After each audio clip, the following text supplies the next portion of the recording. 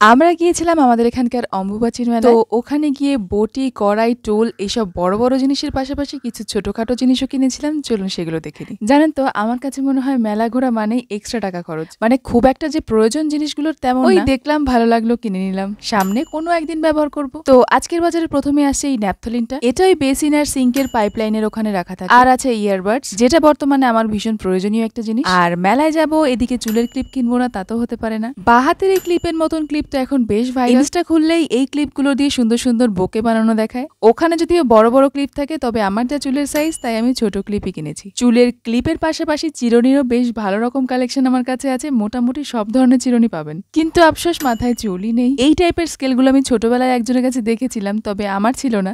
এই ফার্স্ট আমি জিনিসটা হাতে পেয়েছি। আর এটা তো স্ক্র্যাচ নোট, অনলাইন থেকে কিনবো ভেবেছিলাম, তবে মেলাতেই পেয়ে গেছি মাত্র 50 টাকায়।